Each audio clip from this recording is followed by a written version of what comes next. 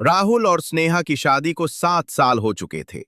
वे प्रयागराज जैसे शांत और आध्यात्मिक शहर में रहते थे, जहां गंगा, यमुना और सरस्वती के संगम की तरह ही वे अपने जीवन को भी प्रेम, विश्वास और उम्मीद से जोड़कर रखना चाहते थे।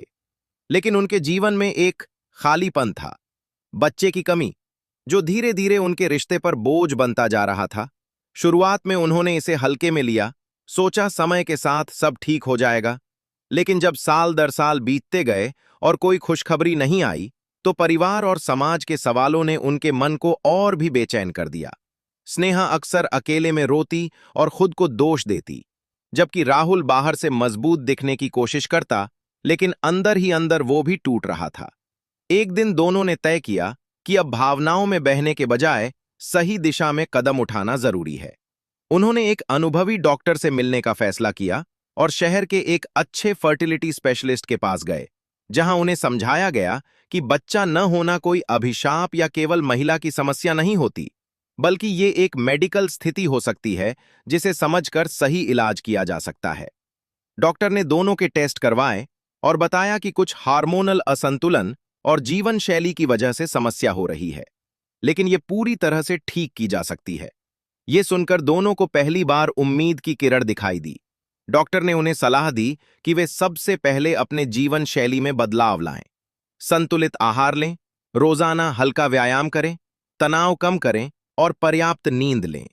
साथ ही समय के अनुसार संबंध बनाना भी जरूरी बताया, क्योंकि महिला के शरीर में कुछ खास दिन ऐसे होते हैं जब गर्भधारण की संभावना सबसे ज्यादा होती है।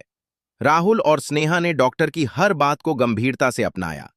उन्होंने जंक फूड छोड़कर घर का पौष्टिक खाना शुरू किया, सुबह शाम टहलना शुरू किया और सबसे महत्वपूर्ण, उन्होंने एक दूसरे को दोष देना बंद कर दिया और भावनात्मक रूप से एक दूसरे का सहारा बन गए। धीरे धीरे उनका रिश्ता पहले से ज्यादा मजबूत होने लगा।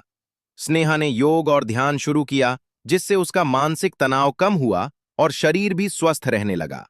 राहुल ने भी अपने काम के दबाव को संतुलित करना सीखा, ताकि वो स्नेहा को समय दे सके। कुछ महीनों बाद जब फिर से जांच हुई, तो रिपोर्ट में सुधार दिखा। डॉक्टर ने कुछ दवाइयां दी और सही समय पर संबंध बनाने की सलाह दी।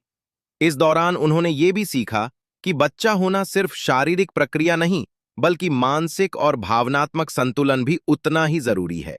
कई बार लोग जल्दीबाजी और दबाव में आकर खुद को और ज्यादा तनाव में डाल लेते हैं, जिससे समस्या और बढ़ जाती है। लेकिन राहुल और स्नेहा ने धैर्य रखा और एक सकारात्मक सोच के साथ आगे बढ़ते रहे। समय के साथ उनके जीवन में बदलाव साफ दिखने लगा, और एक दिन वो भी आया जब स्नेहा ने राहुल को मुस्कुराते हुए बताया कि वो मां बनने वाली है। उस पल की खुशी शब्दों में बयान नहीं की जा सकती थी।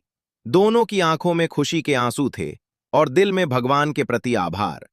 इस पूरी यात्रा ने उन्हें सिखाया कि अगर पति पत्नी एक टीम की तरह काम करें, सही मेडिकल सलाह लें, स्वस्थ जीवन शैली अपनाएं और एक दूसरे का साथ न छोड़ें, तो मुश्किल से मुश्किल हालात भी बदले जा सकते हैं। इस कहानी का संदेश साफ है। अगर बच्चे नहीं हो रहे हैं, तो सबसे पहले घबराने या एक दूसरे को दोष देने के बजाय डॉक्टर से संपर्क करें, सही जांच करवाएं, अपनी जीवन शैली सुधारें, तनाव कम करें और धैर्य रखें, क्योंकि सही दिशा में उठाया गया हर छोटा कदम आपको आपकी मंजिल के करीब ले जाता है।